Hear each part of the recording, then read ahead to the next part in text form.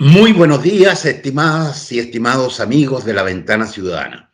A todos aquellos que nos siguen a lo largo de nuestro Chile, en el marco de nuestra América Latina y alrededor del mundo, particularmente en Europa y Estados Unidos, les damos un saludo cariñoso, lleno de afecto, y les agradecemos que nos sigan cada semana. Como lo hemos comentado en ocasiones anteriores, esta es una serie de entrevistas que partieron con Miguel Ángel San Martín, periodista chileno que lleva 50 años viviendo en Madrid, España, su exilio. Estuvimos con nuestro colaborador en Argentina, Carlos, ay, bueno, pero Lacoste, ¿no? con Pablo Lacoste, es un argentino que lleva varios años trabajando en investigaciones de este tipo y fue una muy seguida entrevista con muchas opiniones y respuestas de Pablo, a quien, por supuesto, a Pablo y a Miguel Ángel le agradecemos. Y esta vez estamos para analizar este mismo tema, pero desde una óptica fundamentalmente chilena, no exenta de que nuestro invitado se refiera al tema, su visión respecto de América Latina y de Europa, más aún siendo experto en estudios relacionados en América Latina. Y nos referimos a nuestro estimado amigo Sebastián Rumier Rojo, chileno, licenciado en Filosofía de la Universidad de Leiden, Países Bajos. Fue profesor en los programas de estudios internacionales en la Universidad de Leiden, actualmente catedrático de la Universidad Central en Chile, editor de la revista Enfoque, experto en historia política e intelectual en América Latina. Sebastián, te damos la bienvenida en nombre del equipo directivo de la Ventana Ciudadana. Te agradecemos que nos acompañes, compartas con nosotros y con nuestros seguidores tus conocimientos y nos ayudes a visualizar desde un punto de vista de Chile primero, de América Latina y en el marco de Europa, lo que es este fenómeno que se ha incrustado cada vez más en lo que es la sociología política de Chile, América Latina y el mundo. Puedes saludar a nuestros seguidores y enfocar las preguntas en el orden que a ti te parezca. Perfecto. Bueno, primero que todo, muchas gracias por esta invitación. Solo una pequeña corrección, soy licenciado en Filosofía, pero soy un doctor en Historia Latinoamericana de la Universidad de Leiden. Ok. Así que es con ocasión de ese doctorado que después pude ser profesor allá por un tiempo y he vuelto a Chile a enseñar en las aulas de este precioso país. Así que eso, muchas gracias por esta invitación y por invitarme a hablar de este tema que no solamente es interesante, sino que importante. Ya llevamos más o menos 2 décadas desde que ha habido un auge de esta cuarta ola, digamos, de grupos políticos y sociales derechistas, tanto en el hemisferio norte como en el hemisferio sur. Así que muchas gracias por la invitación. Como tú quieras, ilústranos de acuerdo a tus conocimientos. Si tú quieres, tú hablas de la cuarta ola, si tú quieres partir por ahí, o si quieres partir desde Chile mirando este fenómeno que nos preocupa y preocupa particularmente a nuestros seguidores y a nuestro equipo de la Ventana Ciudadana, porque es un fenómeno social, político, cultural, incluso filosófico, que a nuestro juicio complica el devenir de la humanidad. Bien, bueno, lo que pretendo hacer es ir de lo general a lo particular, ¿ya? O sea, partiendo por preguntas bien primarias como, por ejemplo, ¿a qué nos referimos con ultraderecha? Para después entender el contexto, en qué contexto surgen estas ultraderechas en las últimas 2 décadas. Y luego me gustaría poder diferenciar brevemente lo que serían estas ultraderechas, las europeas o las del hemisferio norte, incluyendo a Donald Trump, cómo eso se diferencia de las ultraderechas que tenemos acá en América Latina, ¿ya? Porque hay diferencias importantes. Si bien hay ciertas similitudes entre ambas, las ultraderechas del hemisferio norte y el hemisferio sur, hay importantes diferencias contextuales que también, de alguna manera u otra, marcan, digamos, como el contorno dentro del cual estos grupos de derecha están emergiendo, ¿ya? Bueno, claro, muy claro.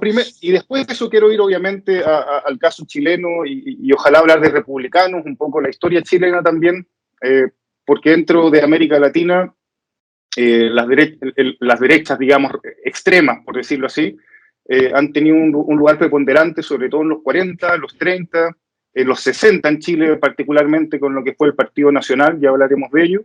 Y en estos momentos podríamos decir que republicanos hasta cierto punto podría coquetear con la idea de ser parte, digamos, de estas ultraderechas, ¿ya? Bueno, ¿a qué nos referimos cuando hablamos de ultraderecha? ¿Ya? Yo me voy a centrar en lo que señala un politólogo holandés, que es parte de la universidad donde yo me doctoré y donde hice clases, la Universidad de Leiden. Se llama Cas Mudde. Y se ha transformado este señor en el, por decirlo así, en el académico dominante a la hora de definir qué son las ultraderechas en la actualidad. ¿Ya? O sea, si uno lee la literatura acerca de ultraderechas, este señor siempre va a aparecer en los marcos teóricos de esa investigación. Según este señor, digamos, las ultraderechas, en términos bien generales, se caracterizan por lo siguiente. Primero que todo, tienen una relación problemática con la democracia, una relación que no es cómoda con los procedimientos democráticos a la hora de tomar decisiones. En general, las ultraderechas tienen también esta aproximación populista, ¿ya? Líderes populistas que dan soluciones bastante simples a problemas complejos. Muchas de estas ultraderechas, además, suelen ser de carácter nacionalista, y eso es muy complejo porque hay muchos tipos de nacionalismo distintos. Y vamos a ver cuando hablemos de América Latina, que en América Latina el nacionalismo ha sido una cuestión no solamente de las derechas, sino que también de las izquierdas, ¿ya? Entonces hay que tener ojo en esa materia. Por otra parte, y lo que es más, a mi juicio, más importante es que este señor Cas Mudde hace una diferenciación entre lo que es la derecha extrema y lo que es la derecha radical, ¿ya? La derecha extrema sería abiertamente antidemocrática, ¿ya? Abiertamente antidemocrática. Desconfía de la democracia como el mejor método para tomar las decisiones más óptimas, ¿ya? Según algún tipo de ideario. Dentro de estas derechas podemos nosotros pensar en Europa, por ejemplo, en los grupos fascistas, ¿ya? O podemos pensar en los fascistas, digamos, de los 30, 40, etcétera. O en América Latina podemos pensar en ciertos regímenes asociados al fascismo. Pienso en un Getúlio Vargas, pienso en un Perón, aunque difícilmente estos señores pueden ser asociados a las derechas. Ya vamos a llegar a eso. Por eso América Latina es más compleja en esta materia, ¿ya? Bueno, en ese sentido la derecha extrema sería antidemocrática, abiertamente antidemocrática, mientras que la derecha radical, según Cas Mudde, sería no antidemocrática, sino que en el fondo coquetea o todavía cree en la democracia, pero una democracia bastante restringida, ¿ya? Estamos hablando, a mi juicio, la mayoría de las derechas que están apareciendo en partes de Europa, por ejemplo, serían más radicales en ese sentido. No es que no se oponen a la democracia, pero promueven una democracia excluyente, donde los que pueden ser parte de esa democracia en general son los individuos que forman parte de una nación, que tienen ciertos componentes étnicos, y esa democracia excluye a ciertas minorías que no son consideradas por estos grupos como parte de esa nación, ¿ya? En ese sentido tenemos estas diferencias importantes. ¿Y por qué son importantes estas diferencias? Porque nos van a permitir de alguna manera caracterizar qué es lo que está pasando con republicanos, por ejemplo, en el caso chileno. Estamos hablando de una derecha extrema, radical, es una derecha tradicional, son ultraderechistas, por ejemplo. Bueno, vamos a llegar a eso un poquito más adelante, ¿ya? Ahora bien, lo que me parece que es fundamental es entender que estas ultraderechas del presente que han surgido en el hemisferio norte y el hemisferio sur, estoy pensando en el hemisferio sur en Bolsonaro, por ejemplo, uno podría incluir a Kast también en estos movimientos, o Milei también.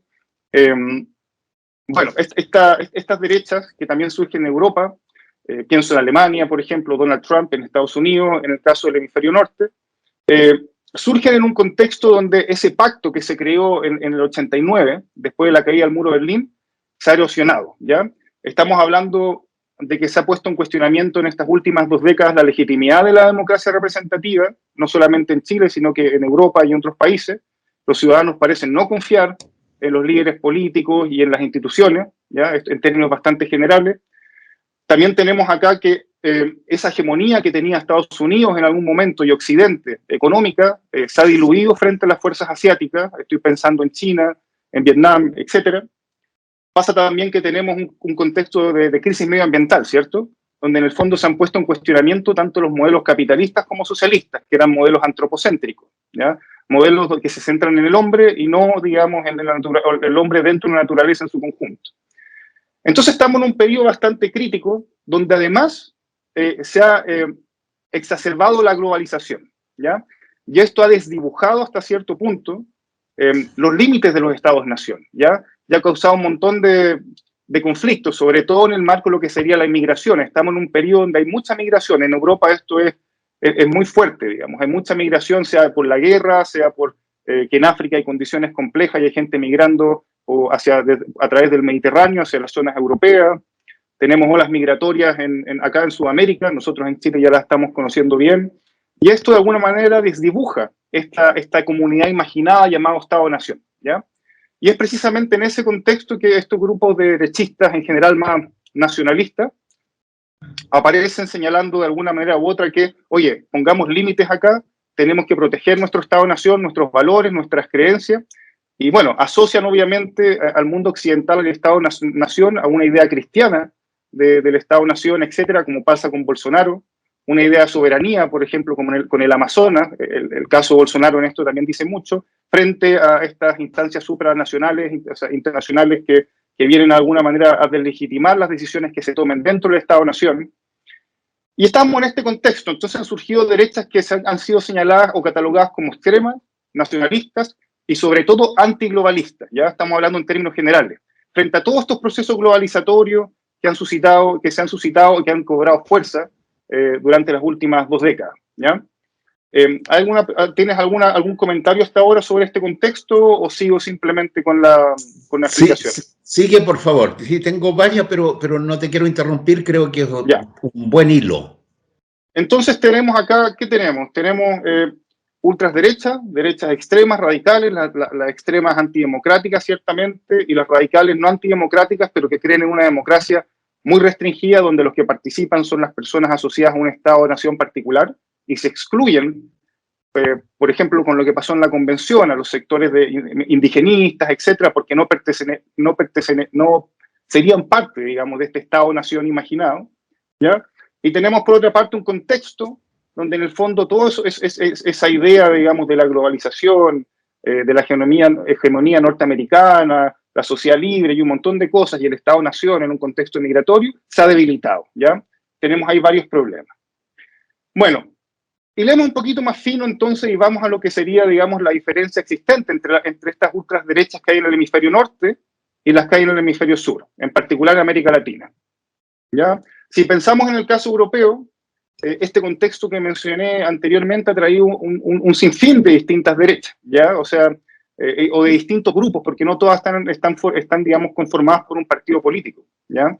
Muchas de ellas son movimientos sociales, etcétera, que tienen ciertas visiones que son asociadas a estas derechas extremas y radicales, ¿ya? Dentro de esa tenemos, por ejemplo, etnonacionalismo, gente que se centran, digamos, en una etnia como parte del Estado-nación. Existen, por ejemplo, homonacionalismo, que nos puede sonar raro, pero, por ejemplo, esto ha sido muy fuerte en Francia. Como allá existe una amenaza, entre comillas, islámica, y los islámicos de alguna manera u otra no son pro-homosexuales en términos generales, han surgido grupos de homosexuales de derecha y nacionalistas que quieren echar a los islámicos, digamos, de Francia, ¿ya? Y ahí han habido muchas controversias, como por ejemplo choques culturales. Se prohibió el uso de la burka, allá en París, por ejemplo, se prohibió el uso de la burka en espacios públicos. ¿Eso atenta contra la autodeterminación de ciertos pueblos o no? Son preguntas que surgen, pero acá aparecen grupos radicales que dicen no. Si viene gente de afuera, de Marruecos, de Palestina, gente árabe a vivir con nosotros, tienen que adaptarse a nuestra cultura y a nuestras ideas, ¿ya? Ya empiezan a haber ciertos conflictos. En términos generales, más allá de que haya muchos tipos de nacionalismos en Europa, La literatura en general se orienta a caracterizar esto a través de un término que se llama conservadurismo nacionalista, ¿ya? El conservadurismo nacionalista en el mundo europeo no significa que haya una idea de cómo la nación tenga que operar en materia económica, si tiene que mediar entre el capital y el trabajo, o si tiene que haber un sistema económico más liberal. No tiene que ver con esas cosas. Estamos hablando de una cuestión más cultural, ¿ya? De conductas sociales. Más cultural. De conductas sociales. De quiénes somos nosotros, quiénes son ellos, quiénes son la amenaza, quién es el otro. ¿Podemos aceptar toda esta inmigración que viene de la guerra entre Ucrania y Rusia, digamos, en nuestro país? ¿Podemos aceptar a la gente que viene de África, a los islámicos, etcétera, a los latinoamericanos? Tiene que ver un poquito con eso, tiene que ver con la idea de la construcción de una identidad nacional. Y a esto se le llamaría conservadurismo nacionalista, ¿ya? Además de un problema racista y de temas racistas, es que de la mano de eso vienen conductas distintas de los inmigrantes. Exactamente. A nosotros nos ha pasado eso también en Chile, voy a llegar a eso más adelante, pero este es el punto central que quiero señalar del caso europeo. El meollo del asunto, el centro del conflicto de las derechas, ultraderechas en Europa en general, es la amenaza migratoria. Y eso va a ser una diferencia importante en comparación a lo que pasa en Chile, por ejemplo, a pesar de que hemos tenido olas migratorias importantes últimamente, pero el caso europeo ya es mucho más, digamos, y llevan años con procesos migratorios importantes. Imagínate, si bien, por ejemplo, en el siglo XIX, digamos, y XX, en general, el mal era el judío, había mucho antisemitismo. Ese antisemitismo se transformaba en Europa últimamente en lo que podríamos llamar islamofobia, ¿ya? O sea, ese otro que te amenaza ha dejado de ser, en su gran medida, digamos, el judío y se ha transformado en el islámico, ¿ya? Y es en este contexto en el que surge de alguna manera el Brexit, surge el nacionalismo, digamos, antimigración en Francia, y en Polonia también, digamos, que tiene otras características más de catolicismo conservador, antihomosexual, por ejemplo, lo que sucede en Polonia. Surgen políticos en los Países Bajos como Thierry Baudet y otros tipos, que lo que claman finalmente es: nosotros queremos proteger nuestras creencias, queremos proteger a nuestro Estado-nación y nuestra cultura de las amenazas migrantes externas, ¿ya? Ese sería como el meollo del asunto en el caso europeo en general, ¿ya? Lo que lleva sin duda un aspecto filosófico también entre medio. Sí, hay mucho, bueno, ahí estamos hablando de derechas, digamos, ultraderechas que son xenófobas, ya, de frentón. Si uno escucha, por ejemplo, lo que señala, yo que viví tanto tiempo en Holanda, Thierry Baudet en Holanda, hay claramente una idea de que hay ciertas como etnias que son superiores a otras, ¿ya? Cosas que uno no encuentra, por ejemplo, en el caso José Antonio Caz en Chile, ¿ya? Son otro tipo de dinámicas, y intentaré explicar por qué luego, ¿ya? En el caso estadounidense, por otra parte, que también es parte del hemisferio norte, bueno, todos vimos lo que pasó con Donald Trump, y lo que vimos con Donald Trump fue que había, digamos, una retórica nacionalista frente a los problemas fronterizos con México, ¿cierto? También tuvimos una estrategia económica proteccionista, nacionalista, para tratar de contrarrestar el dominio o la amenaza de los chinos. Pero creo que lo más importante en el caso de Trump, y esto también se puede identificar en el caso europeo, es que hay una retórica antisistema, ¿ya? Que culpa a las élites blancas, progresistas, al establishment, en el caso de Estados Unidos, qué sé yo, a los demócratas, etcétera. Se culpa a estas élites blancas progresistas por contribuir, a la erosión de los valores americanos y también a la precarización laboral del hombre blanco común, ¿ya? Entonces tenemos todo este discurso que está situado en Europa, pero también digamos, en Estados Unidos, que pueden englobarse bajo la idea de René Camus, ¿ya? O Camus, que sería la idea del gran reemplazo, ¿ya? Esta idea es muy fuerte en Europa, es muy fuerte también en Estados Unidos. Acá tendríamos élites blancas, progresistas, globalistas, multiculturalistas, que estarían de alguna manera u otra contribuyendo a la erosión de los valores occidentales tradicionales que tienen que ver con el cristianismo y otras cosas. Y este establishment progresista sería una élite reemplacista, intentaría reemplazar al pueblo blanco por los inmigrantes, ¿ya? Cosa que en el caso de Estados Unidos es paradójico, teniendo en cuenta que Estados Unidos es un país que se creó, digamos, a partir de una masiva migración y aniquilación de los pueblos que estaban en esa área, ¿ya? Pero eso es lo que caracterizaría, a mi juicio, las ultraderechas del hemisferio norte, ¿cierto? Lo que sería esta fuerte xenofobia, esta idea de que hay una batalla cultural donde tenemos ciertos valores occidentales que hay que defender a la gente blanca, frente a estas olas migratorias y a esta élite progresista que promueve el multiculturalismo. ¿Ya? Bueno, todo esto que les comento no es invento mío, está respaldado por varios libros, yo más adelante los recomendaré, libros de lectura fácil, hay unos libros de Enzo Traverso, un historiador marxista que habla sobre las nuevas caras de las derechas en el presente, y un libro muy bueno de un periodista, si no me equivoco, Pablo Stefanoni, que tiene que ver con que las nuevas derechas se han transformado como en el sentido común actualmente. Son libros bastante entretenidos. Bueno, en América Latina, por su parte, el asunto es un poquito distinto, ¿ya? En comparación al hemisferio norte, ¿ya? Y ahí vamos bajando, digamos, de lo general a lo particular.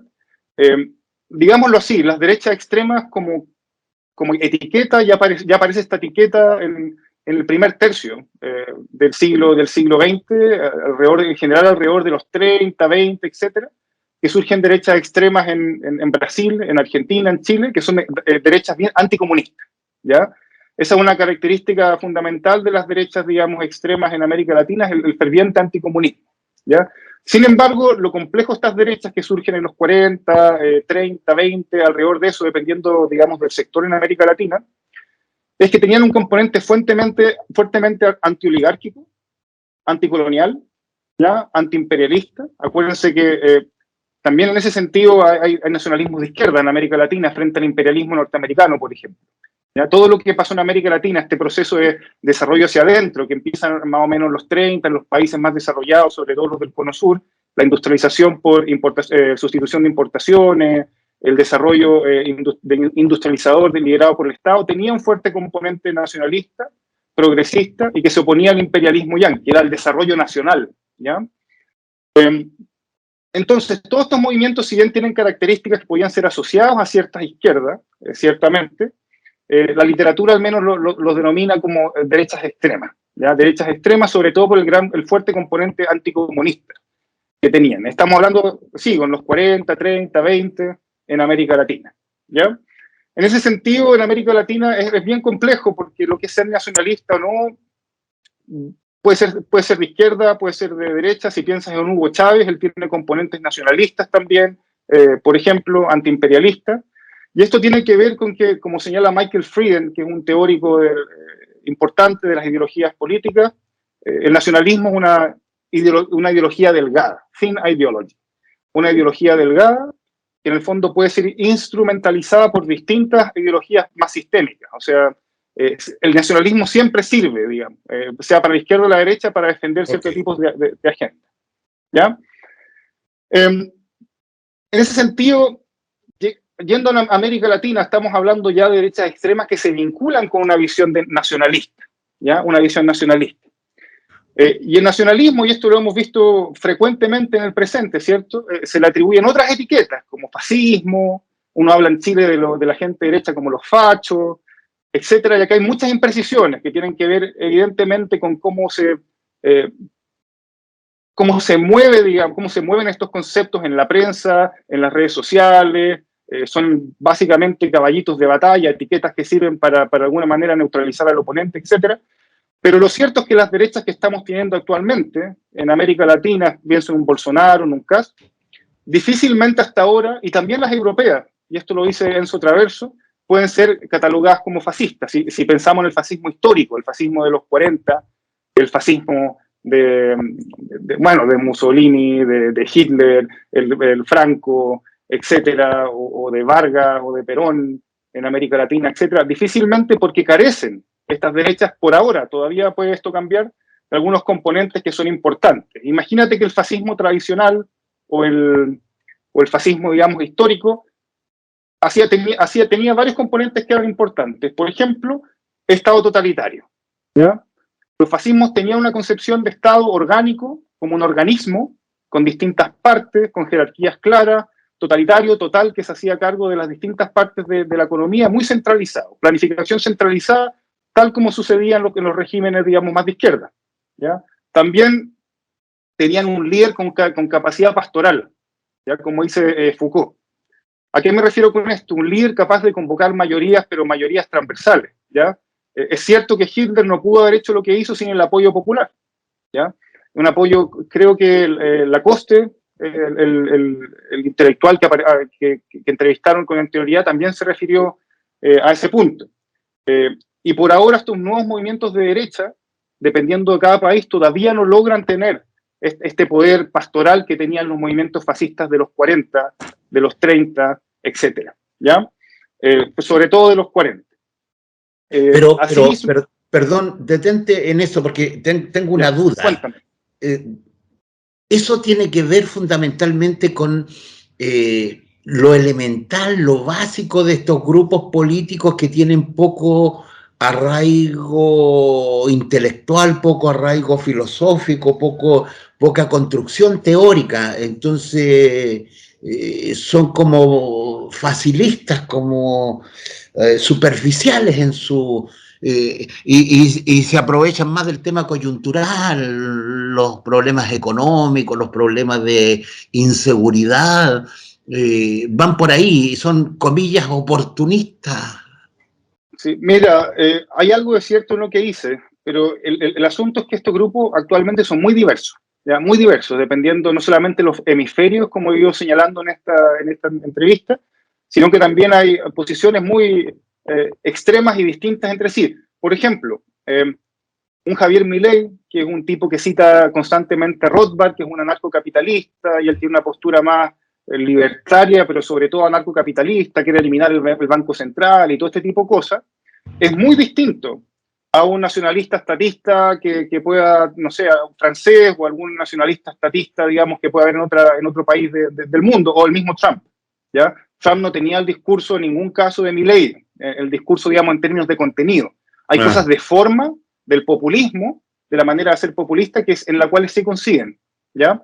Pero en el contenido hay cosas distintas. Ahora, yo creo que la explicación cuando es más histórica. Pienso que el fascismo de los 40 y los 30 responden a un contexto histórico particular, que fue la crisis del 29, la decadencia del capitalismo liberal, o sea, después de la Primera Guerra Mundial y la crisis del 29, etcétera, el sistema decimonónico de libre cambio estaba en crisis.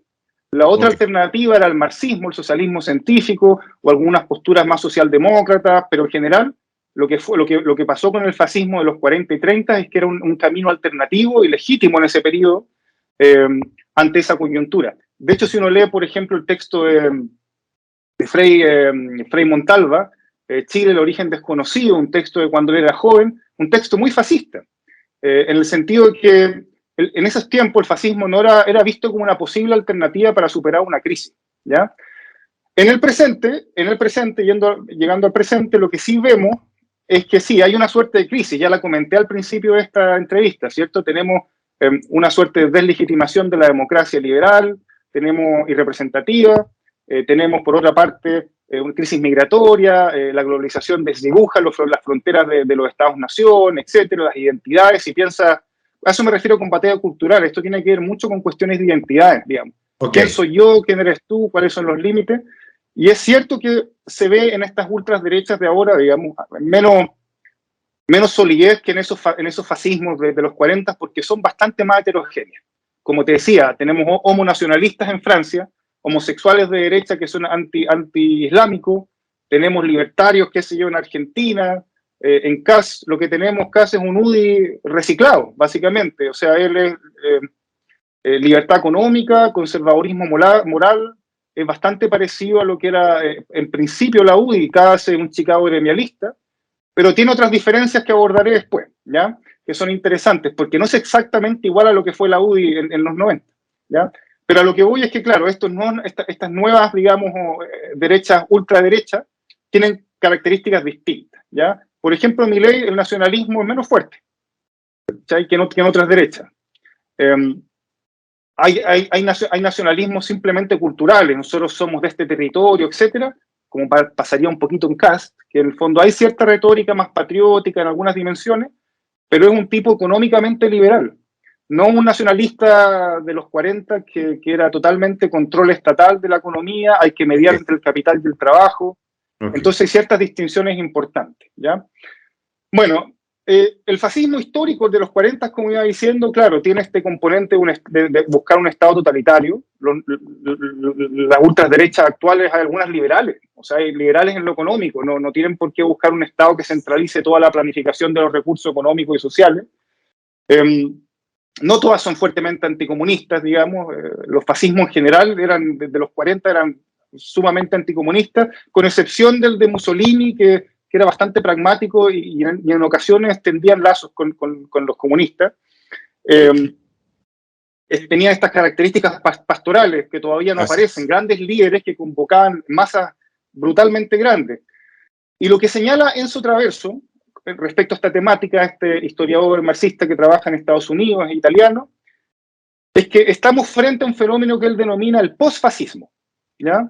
Estaríamos hablando de grupos que tienen el potencial de transformarse en regímenes, en grupos sociales de ultraderecha que podrían ser fascistas en algún momento, pero que todavía no están ahí, porque todavía no cumplen, por decirlo así, con las condiciones básicas para asociarse al fascismo clásico, ¿ya? Ahora, esto es una cuestión de definición, o sea, uno podría crear nuevas definiciones, etcétera, ¿ya? Considera que son posfascistas, ¿ya? Entonces, lo que quiero ilustrar con todo esto es que si usamos como categoría para entender, digamos, hasta ultraderechas el nacionalismo, entramos en un problema inmediatamente, porque hay una variedad gigante de nacionalismo, ¿ya? Como te digo, nacionalismo que asocian la sangre a la tierra, sí, claro, etcétera, otros que asocian, que son más orientados a sacar a lo intolerante, esto entre comillas, no lo digo yo, digamos, entre comillas, intolerantes islámicos que no aceptan, digamos, los homosexuales, en fin, hay mucha variedad. O el caso de Kast, un tipo que tiene cierta retórica patriótica, pero es totalmente liberal en lo económico y no tendría ningún problema en vender nuestros recursos fácilmente a las multinacionales para traer rápida plata, traer plata rápida, digamos, al país, ¿ya? ¿Alguna pregunta hasta ahora? No, solo quiero decirle a mis amigos y seguidores de La Ventana Ciudadana que estamos con Sebastián Rumier, rojo, chileno, licenciado y doctorado en filosofía, actualmente académico de la Universidad Central, que nos acompaña y se suma a lo que han sido entrevistas anteriores. Quiero pedirle disculpas a Carlos Méndez, que no lo mencioné como correspondía, él también nos aportó algunas visiones. Por supuesto, a Miguel Ángel San Martín y a Pablo Lacoste, quienes nos entregaron algunas. Quisiera interrumpirte un poquito, si tú lo tomas en tu propio análisis, que te agradezco por lo ilustrativo, porque nos pone en contexto histórico, porque nos aclara las diferencias que existen. Esta idea del posfascismo me parece una inteligente forma de denominar lo que son los movimientos de ultraderecha hoy día, porque no tienen esa base de sustentación que tenían los fascismos que conocimos en los años 30, 40. Te agradezco, nos has ilustrado y has puesto las cosas en su lugar. Pero para que pongamos en contexto de lo que a nosotros nos interesa... Pero vamos a Chile, No, te digo, Carlos Méndez hablaba que nos decía ahí que el peronismo era una expresión concreta de ultraizquierdismo, de ultraderechismo en Argentina. Pablo Lacoste mencionaba que el tema medioambiental era una de las características pero que yo creo que está asociado a otras cosas que tienen que ver con la visión económica que estos movimientos tienen.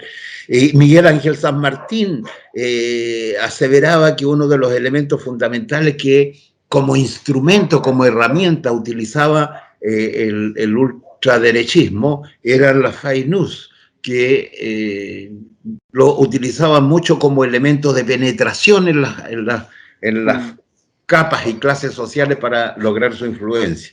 Y en el caso mío yo digo que detrás de estos movimientos hay, sin lugar a dudas, un aprovechamiento coyuntural respecto de los momentos históricos que se viven en distintos países con sus características particulares. Y en el caso de Chile, yo creo que también se expresa en otras partes del mundo, es que, si bien es cierto, me queda claro lo que tú dices, estos movimientos son normalmente antiglobalizantes. Sin embargo, aprovecharon esta beta de la globalización y la penetración del neoliberalismo como expresión de control económico, social, cultural y filosófico para influir en la sociedad y hacernos a todos cada día más particularmente individualistas. Y ese individualismo los lleva a la insatisfacción y a la falta de comprensión de los fenómenos sociales, la falta de solidaridad, la falta de entender, por ejemplo, aquí en Chile, ahora que estamos discutiendo nuestra próxima constitución, esto de que se afirman en la idea de que cada persona tiene derecho a elegir la educación y la salud que tenga, cuando eso no está determinado porque yo quiera o no quiera, es cuánto puedo, cuánto no puedo. Entonces manipulan, efectivamente, y aquí estoy de acuerdo con Miguel Ángel San Martín, pero también la utilización de este individualismo en la sociedad los hace penetrar oportunistamente en algunos de los datos que te doy para que intentemos cruzar nuestros razonamientos con las otras entrevistas. Lo dejo pero es que has ilustrado muy bien, te quiero agradecer el proceso histórico de estos movimientos.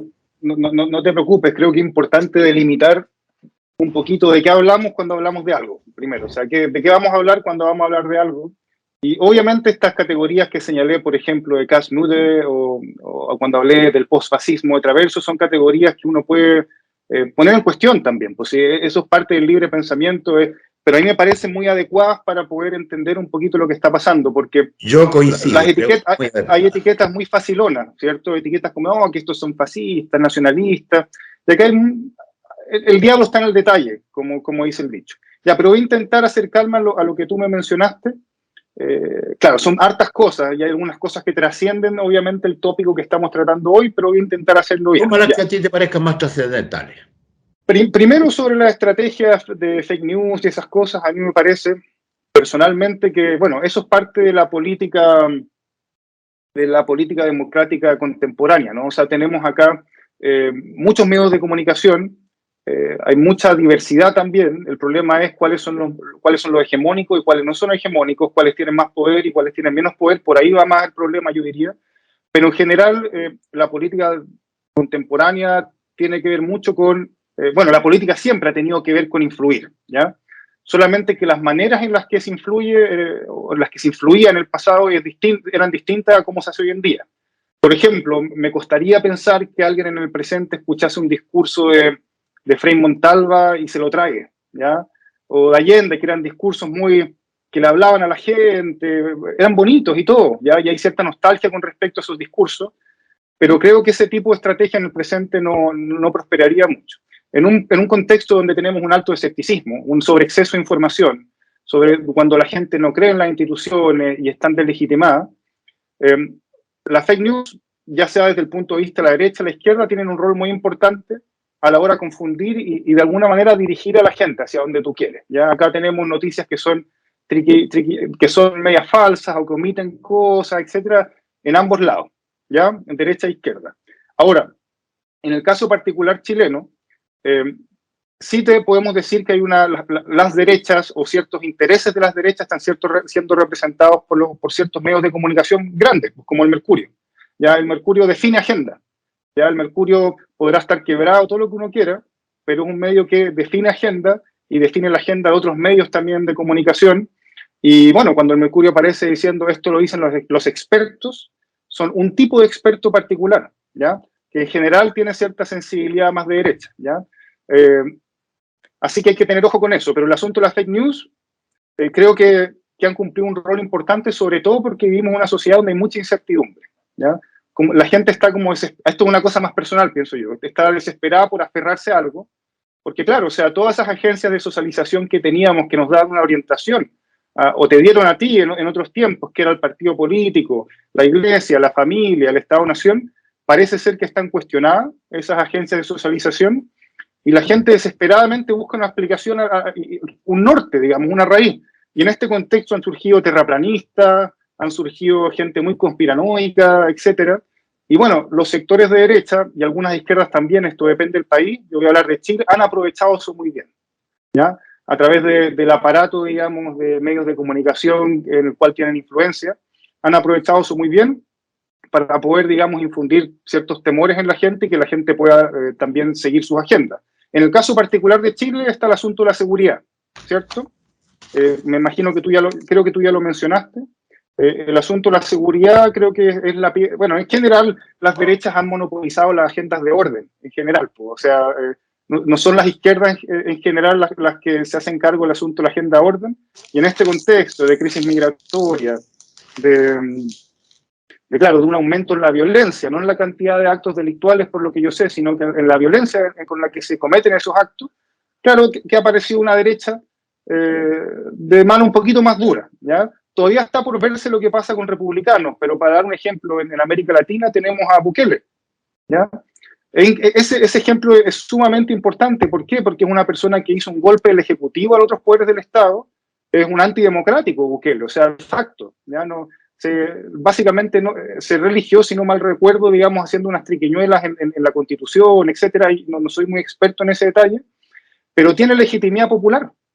Mucha legitimidad popular en el sentido de que terminó con un problema que tenían los salvadoreños hace mucho tiempo, que era el asunto de los maras, ¿ya? Y para hacerlo tuvo que violar derechos humanos, y uno lo puede condenar desde el escritorio, obviamente, pero para los salvadoreños que están allá, pareciese ser que eso era lo que querían y tienen unos grados, y el señor Bukele tiene unos grados de legitimidad muy importantes, y es muy peligroso porque es un tipo autocrático, allá no hay una democracia formal, hay una autocracia. Entonces, claro, ahí tienen manejo, monopolio de los medios de comunicación, etcétera. En Chile no tenemos eso, pero sí sabemos que el Mercurio y algunos diarios responden a ciertos intereses particulares de ciertos grupos asociados a ciertas sensibilidades de derecha. Pero pareciese ser, en mi opinión, que esta es la manera en la cual se hace política actualmente. Pues si en otro tiempo teníamos a Allende o a Frei Montalva elaborando discursos que le daban sentido a la gente y le ofrecían un camino, parece ser que ahora son medios de comunicación a través de noticias falsas o verdaderas los cuales hacen esa labor, ¿ya? Y lo que importa es la influencia más que la veracidad de la información. Eso es lo que yo percibo. Ahora, yendo al caso chileno, así más pensando en cómo es la derecha chilena contemporánea, para que nos pongamos un poquito, déjame delimitar un poco, para que abramos un poco la discusión a lo que tú ya mencionabas. Bueno, nosotros entramos en democracia con dos partidos, ¿cierto?, de derecha, principales, la UDI y RN. RN concentraba a cierta gente de la derecha más tradicional, estoy hablando de los que eran parte de los conservadores o liberales que se disolvieron en 1965, y alguna gente del Partido Nacional que se creó en 1965 y que fue muy distinto a los partidos tradicionales liberal y conservador durante el siglo XX, muy distinto. Ese Partido Nacional, yo diría que era un partido de derecha extremo. El Partido Nacional en el 66 y que claro, se autodisolvió con el golpe de Estado, donde los partidos políticos entraron en receso, esa es la palabra técnica. Ese Partido Nacional concentraba a ciertos grupos de la derecha que nunca habían sido muy hegemónicos en el sector durante el siglo XX, que eran sectores nacionalistas, que eran estatistas, creían en el desarrollismo, digamos, liderado por el Estado, el desarrollo económico y social liderado por el Estado. Había gente que provenía de, no sé, pues Jorge Prato, gente de la revista Estanquero, en fin, pues Onofre Jarpa y otros sectores, algunos más moderados, otros menos moderados, pero estoy hablando de gente que no representaba esa derecha de origen decimonónico y oligárquica, liberal y conservadora. Y fueron abiertamente insurreccionales, o sea, llamaron al golpe de Estado constantemente, desde el 66 hasta el 73, pasaron por distintas etapas, primero defendiendo la democracia, pero después ya abiertamente insurreccionales. Y ahí teníamos una derecha extrema, en el sentido de que abiertamente ponía en tela de juicio al procedimiento democrático. Que formaron grupos armados como Patria y Libertad. Claro, exactamente, aunque apelaron a las masas, a las clases medias. Intentaron hacerlo sin mucho éxito, sobre todo para la segunda presidencial, donde estuvo como candidato Alessandri, cuando ganó Allende. Y bueno, ahí perdieron, digamos, intentaron apelar a los grupos de ingresos medios que ellos señalaban que eran grupos que habían sido marginados por los demócratas cristianos y por la Unidad Popular. Ya.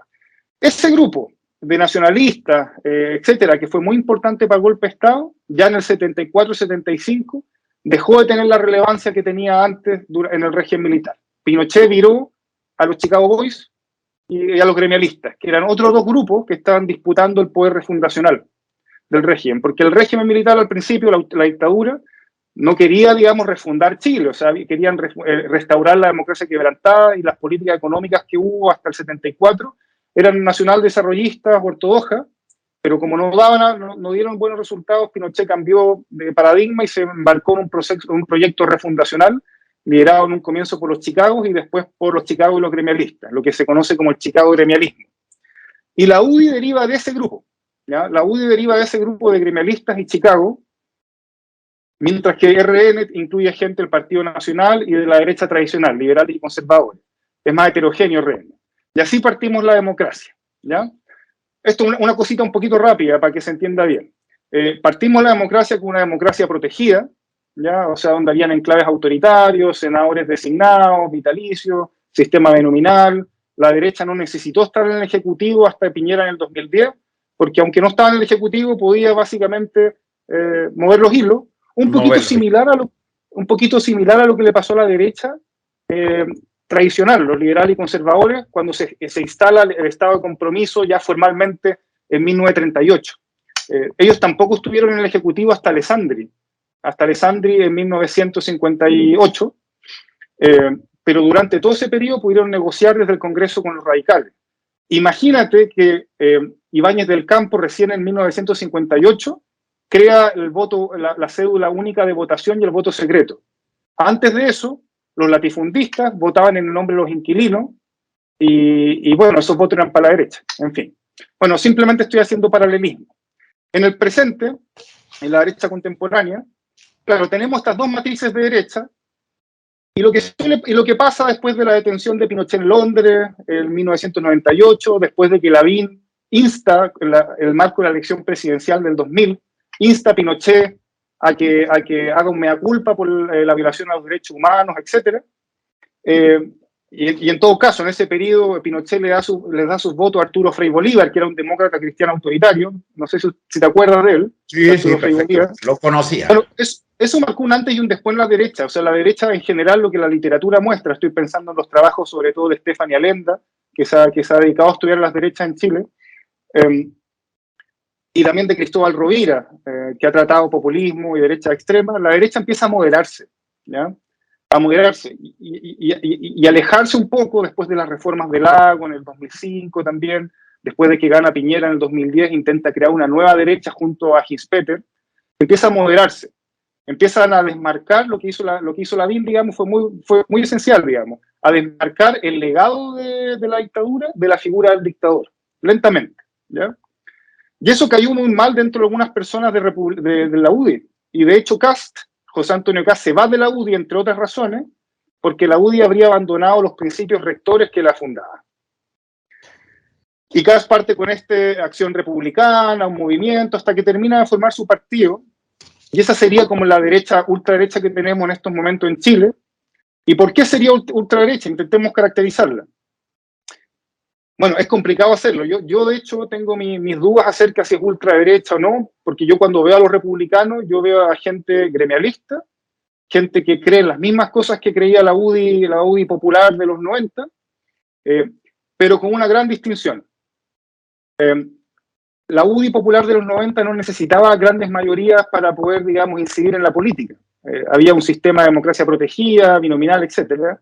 Pero ahora Kast tiene que apelar a mayoría. Y para hacerlo, ha enarbolado un discurso que a mi parecer, hay debate en la literatura, hay gente que dice que no, pero a mí me parece que Kast tiene ciertas características populistas que se asocian a estas derechas globales que vemos actualmente. Por ejemplo, no sé, lo del muro, eso que quería poner allá en el norte, soluciones bastante simples a problemas muy complejos. Tiene potencial de liderazgo también el señor Kast, es un tipo que tiene experiencia política y que yo tengo más que claro que hay gente a la cual le cae bien Kast, digamos. O sea, gente piensa que que el electorado chileno no es solamente el electorado cosmopolita que vive en la región metropolitana, hay gente de la sexta región que son guasos, hay gente que tiene otras visiones de mundo que calzan mucho más con lo que ofrece Kast. Y de hecho, claro, las fake news tuvieron un rol importante en lo que fue el fracaso de la primera convención, pero no únicamente. Yo creo que Kast logró, de alguna manera, explotar a ese Chile más profundo, que quizás no está, digamos, en el centro del país, que no le interesa, por ejemplo, la plurinacionalidad. ¿Ya? No le interesa eso, más allá de las fake news, etcétera, no le interesa ese tipo de cosas. Así que Kast apela a ciertos valores que todavía existen en Chile. Me parece a mí que en Chile todavía hay harto conservadurismo presente, sobre todo en regiones. Dime. Perdón, pero digo yo que en un intento limitado, débil, por caracterizar a Kast, yo creo que él es un populista ultraderechista. Populista por todo lo que tú señalas, y ultraderechista porque, permíteme esta disquisición, porque está más allá de la derecha, comillas, tradicional, la UDI y Renovación Nacional. Pero quiero hacer un énfasis en lo que tú estás haciendo, porque yo creo que a este país, para encontrar verdad más ilustrada, verdad más realista, mayormente comprensiva, hace falta el tipo de análisis histórico que tú haces. Yo tengo la sensación de que a nuestros políticos, si fueran serios y responsables, deberían hacer una lectura de nuestro Chile, lo que fue la Unidad Popular, que creo que hay una lectura absolutamente insuficiente de todo lo bueno y todas las equivocaciones que se plantearon en ese periodo, pero también de lo que fue la dictadura y todo este proceso político que tú estás tocando. Yo creo que eso le faltó, por ejemplo, a quienes lideran este gobierno, que llegaron al gobierno señalando de que se iniciaba un nuevo ciclo. Entonces yo a algunos de ellos les planteaba, ¿cómo se va a iniciar un nuevo ciclo si no somos capaces de hacer ni evaluación ni diagnóstico de lo que fueron los procesos recién pasados? En ese tenor, permíteme hacer un alto solamente para sugerirle a nuestros seguidores la lectura del libro La insurrección, la vía insurreccional al socialismo y la vía política de Salvador Allende, de Marcelo Espinosa Chávez, que nosotros lo estamos recomendando como lectura y que gracias a que Marcelo nos regaló un ejemplar, lo estamos sorteando. Pero el tema es que aprovecho esto para recomendar este libro y aprovecho de decirle a nuestros señores políticos la ultra necesidad de educarse, de hacer lecturas históricas para poder comprender este presente y el futuro que miramos. Mira, va a sonar un poco, no sé si pesimista, porque yo creo que tienes razón en eso. O sea, para poder interpretar el presente y hacer una adecuada reconstrucción de la memoria, porque la memoria no es no son los hechos del pasado, es lo que hacemos en el presente con los hechos del pasado. Esa es la memoria. Claro, lo que tú señalas es razonable y ojalá fuese así. Lo único que sí yo te puedo decir es que, al menos en mi experiencia de lecturas históricas, etcétera, la política responde a una lógica que no es la intelectual. No responde en general a la verdad, no responde tampoco yo diría la verdad, sino que a un examen más exhaustivo acerca de los fenómenos que han ocurrido, que ocurren y que van a ocurrir, ¿ya? Yo creo que hay mucha influencia, lucha por el poder, y claro, yo te podría hacer la contrapregunta: ¿por qué crees tú entonces que los políticos no hacen esa pega que tú señalas? ¿Cachai? ¿Por qué crees tú que eso sucede? Hacer esa pega es compleja. ¿Por qué? Porque los partidos políticos, por ejemplo, organizaciones partidarias, responden a dos cuestiones. No me acuerdo cómo pronunciar el nombre exactamente, Oakeshott, que es un pensador conservador del mundo británico.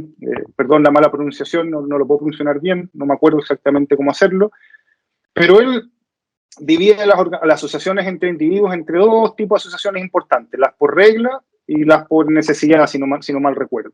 Y los partidos políticos tienen, o grupos partidarios, digamos, tienen esta característica, que es que por una parte tienen que adaptarse a los contextos, pero también no hacerle caso, digamos, a la identidad partidaria, que sería la regla. En este sentido, por ejemplo, si tú eres Kast, tú podrías ser el líder de los republicanos, y esto ya le ha pasado a Kast, que es problemático. ¿Cómo encuadrar a tu gente? Parece ser que tienes a un electorado que a veces es más radical y que si tú no les dices a ellos lo que ellos quieren escuchar, queda la escoba, digamos. Son personas que tú te debes también a esa identidad partidaria y es compleja. ¿Cómo tú puedes ser razonable y pensar intelectualmente y tratar de ir a la profundidad si en el fondo tienes gente a la cual tú representas que están muy ideologizados, que son muy dogmáticos? Y bueno, ese es el gran dilema que tienen nuestros políticos, ¿cierto? ¿Cuál es mi interlocutor? ¿A quién yo le hablo? ¿De qué manera le voy a hablar? Boric ha tenido ese problema. A veces Boric ha querido ser intelectualmente honesto y ha cambiado de opinión, por ejemplo. No sé, te dice A y después de 2 meses te dice B porque leyó un artículo o algo y cambió de opinión. Y eso intelectualmente es adecuado, es algo bueno, pero políticamente se condena mucho. A Boric se lo tratan Sebastián, te encuentro toda la razón. La realidad nos indica lo que tú estás señalando. Sin embargo, yo creo que la política real, la verdadera política, es un acto de interpretar los intereses generales de la nación en el marco de, comillas, bondad, ética, moral, normas y procedimientos. Y eso es lo que fue históricamente la política, o eso, para eso nace la política. Bueno, yo creo que hay una interpretación muy normativa. Porque nuestro tema hoy día, Sebastián, es qué hacemos con este mundo que estamos destruyendo, qué hacemos con la humanidad que la estamos deteriorando en nuestras normas y procedimientos. Como decimos los pocos cristianos que vamos quedando, ¿cuál es el rol que estamos cumpliendo en esta vida? Yo creo que hacer de este mundo un mundo mejor, hacer de los ciudadanos, de las personas, mejores personas, eso es la política y no el acomodo sustancial que hoy día se produce en los partidos. Los partidos son grupos de poder que quieren administrar el poder y lo lamento, pero retomemos nuestro tema. Mira, voy a retomar los republicanos, pero solamente mira, yo respeto totalmente tu visión acerca de la política, solo decir que es normativa, es lo que a ti cómo te gustaría que las cosas debiesen ser, digamos. Pero yo lo que hago es más que nada una descripción de cómo han sido hasta ahora. Tampoco yo voy a hacer edades de oro donde el asunto era mejor antes. En el siglo XIX teníamos sobre todo política de notables. Lentamente el siglo XX en Chile fue integrar a los sectores más populares al mundo de la democracia, aunque de manera muy lenta. Fue una gran ganancia la creación del Estado de Compromiso, donde en el fondo tenemos a los sectores populares representados por partidos de izquierda que se integran a la disputa por el poder, aunque el Partido Comunista fue proscrito por harto tiempo, etcétera, digamos. Pero yo veo más disputa por el poder y por lo inmediato. O sea, los políticos no se pueden dar el lujo que un académico se puede dar de empezar a mirar en el largo plazo, hacer conexiones, etcétera, porque ellos viven para el presente, viven para las elecciones, etcétera, y esa es la triste realidad de la política, a mi parecer, porque esa realidad no permite que se materialice ese ideal que tú estabas señalando, que es un ideal es algo que yo también perseguiría, me parece que es bonito, pero en la práctica sí no se ha dado. Eso es lo único que estoy diciendo, algo más descriptivo que normativo. Estoy de acuerdo. Y ¿te acuerdas también, y cambiando de tema, volviendo a republicano, intentando hacer esta caracterización, ¿te acuerdas de lo que hablamos de Casmut? ¿Sí? Sí, te quiero invitar para que tomes lo que vas a señalar.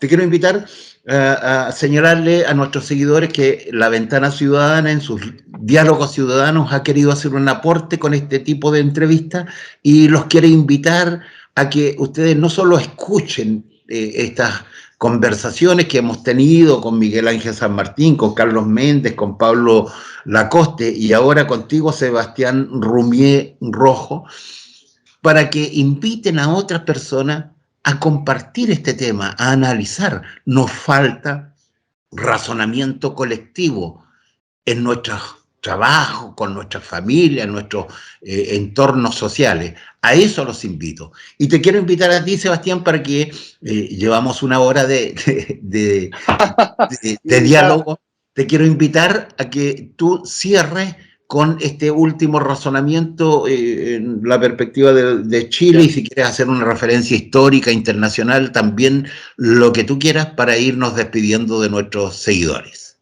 Ya, voy a cerrar con dos cosas, una referente republicano y otra referente a lo que tú me mencionaste sobre este proceso de individuación que hemos sufrido, que no nos permite tomar decisiones colectivas de manera eficiente. Hablo de eficiencia sin ser tecnocrático, digamos, en ningún sentido, ¿ya? Pero esa jerga ya nos ha colonizado, okay, ¿cierto? Eficiencia, gestión de emociones, ya tenemos como jerga empresarial para todo. Bueno, no, sobre republicanos, cortico, como les digo, el republicano viene de la UDI, está conformado por gente que viene del Chicago gremialismo, cree en las mismas cosas que creía la UDI en los 90. Sin embargo, el líder que tenemos en republicano tiene características populistas, porque el contexto ha hecho de eso una necesidad, ¿cierto? O sea, Kast necesita tener mayorías para poder ganar, digamos, la elección y para poder dominar con su agenda el aparato político chileno, ¿ya? En ese sentido, estamos hablando de una persona que, con ciertos tintes populistas, un partido que defiende la libertad económica, que tiene una retórica patriótica, pero eso no quiere decir que el Estado-Nación tenga un rol importante en el desarrollo económico y social, en ningún sentido. Estamos hablando de una persona que es económicamente liberal, Kast, y que es conservador en lo moral, donde está el mayor conflicto, ¿no? O sea, los mayores conflictos que han tenido lugar con Kast y los republicanos han tenido que ver con el asunto del aborto, con el asunto del matrimonio homosexual y ese tipo de cosas, ¿ya? Ahí está como el centro de la agenda, a mi juicio, ¿ya? Y eso es re complejo en una sociedad chilena que se ha secularizado en muchas dimensiones, que en el fondo ha separado a Iglesia y Estado hace harto tiempo, que en el fondo tiene nuevas generaciones que tienen otros valores, etc. ¿Ya? Republicanos también, si es que queremos enmarcarlo dentro de lo que hablamos al principio de esta entrevista, que tiene que ver con esta teorización que hace Kast-Moody acerca de las derechas, ultraderechas, yo diría que se asocia más a una derecha radical, ¿ya? Porque usa la democracia para sus fines, pero no son abiertamente antidemocráticos. Esto incluso sí tiene dentro de sus huestes, digamos, dentro de su electorado, a gente que es abiertamente pinochetista, ¿ya? Así que hay personas dentro del mundo republicano que son pinochetistas y que tienen una idea de democracia bastante restringida, pero la tienen. Guzmán también tenía una idea de democracia muy restringida, la democracia protegida, etc. Así que por ahí eso con Kast. Kast tampoco le ha puesto tanta importancia, digamos, a este asunto del globalismo como sí lo hizo Bolsonaro, con el asunto de la soberanía sobre el Amazonas, ¿ya? Kast, eso no es tan importante. Kast ha planteado poner ciertos límites al asunto migratorio, pero no tiene una retórica tan xenófoba como tienen ciertos líderes de derecha en Europa, por ejemplo, donde realmente hay como tipos como Thierry Baudet en Holanda, que dice que hay razas o etnias que son superiores a otras. O sea, eso ya estamos llegando a un nivel superior, ¿ya? Cerrando ese punto, y con esto termino, paso a lo que tú me comentabas, digamos, este asunto que la sociedad chilena está súper individualizada, somos muchos individuos, no hay comunidad, no podemos armarnos colectivamente, y que nos falta eso, ¿cierto? Yo también tengo una añoranza por una mayor comunidad. Simplemente puedo decir que soy algo pesimista en ese respecto, porque esto no tiene que ver solamente con Chile, tiene que ver con procesos de la globalización. Hemos transitado de sociedades que eran más comunitarias a sociedades modernas de individuos, donde yo vivo en un apartamento y todos los individuos que viven en este apartamento creen en cosas distintas, no hay unidad normativa. El vecino al lado no tiene por qué creer en lo mismo, puede tener diferencias ideológicas, religiosas, etcétera, puede ser ateo o no. Y eso crea muchos problemas para poder crear discursos comunitarios, ¿ya? Crea muchos problemas para poder, por ejemplo, justificar las jerarquías sociales, etcétera, ¿ya? Porque cada quien acá vela por sí mismo y tiene creencias distintas. Es un fenómeno global que sí, puede ser atribuido o asociado en cierto grado al neoliberalismo, pero como ya te comenté hace tiempo, creo que lo trasciende. Creo que es algo que no sé si es un defecto, una virtud, pero es una característica de las sociedades modernas en las que vivimos. Y eso crea mucha fragmentación e imposibilidad de crear un relato político que sea, digamos, más homogéneo. Y ahí, ante esa falta de unidad normativa, estos grupos de derecha han hecho un buen trabajo, no porque a mí me guste, sino que políticamente eficiente, al darle a la gente una unidad normativa, decirles, por ejemplo, en Europa, ustedes son occidentales, vienen de esa matriz cultural, defiéndanla. Eso es lo que los une a ustedes, ser occidentales, venir de una matriz cultural cristiana, no ser asiáticos, no ser inmigrantes palestinos o marroquíes. Y eso ha operado de manera bastante eficiente, al menos en el contexto de allá, digamos, europeo. Eso pues, recomendación también tengo que dar, recomendación de libro. Por supuesto, por supuesto. Bueno, para estas temáticas, libros bien digeribles, que no son tan técnicos, ya los comenté antes, está este libro de Pablo Stefanoni, que se llama, el nombre, acá está, se llama ¿La rebeldía se volvió de derecha? Es una pregunta de Pablo Stefanoni, recomiendo que lo lean, ahí van a tener un panorama bastante claro en lo relativo a esta nueva ola de derechas, y el otro libro es el de Enzo Traverso, Las nuevas caras de la derecha. Libros totalmente recomendados, no son muy extensos y van a tener un panorama bastante claro de qué está sucediendo con este asunto de las derechas. Sebastián Rumié Rojo, doctor y licenciado en filosofía, una inmensa visión histórica de un fenómeno que nos preocupa, que es la penetración del ultraderechismo en la política nacional, latinoamericana y mundial. Gracias le damos a cada uno de quienes nos han acompañado y especialmente a Sebastián por tus elementos que nos enseñan y nos ayudan a distinguir las expresiones de derecha en distintas épocas de la historia y en este minuto en Chile, en América Latina y en el mundo.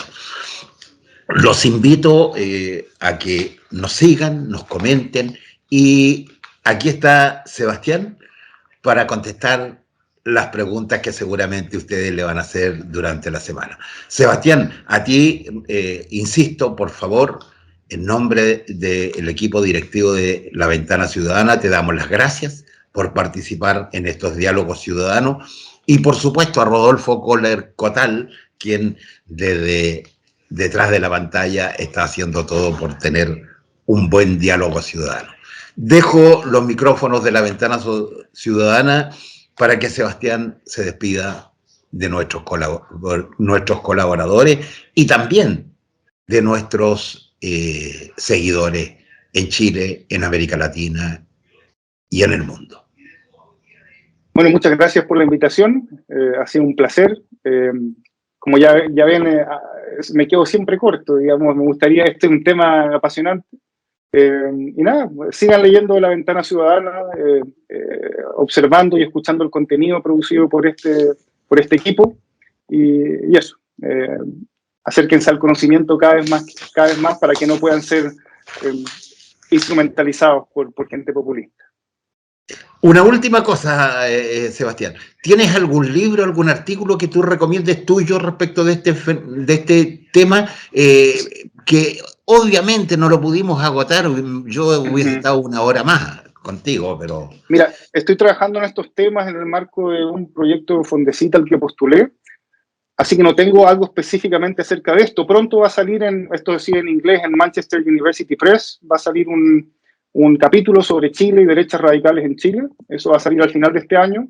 Eso sí está en inglés, pero en español hay dos textos que pueden ser interesantes si les interesan las derechas.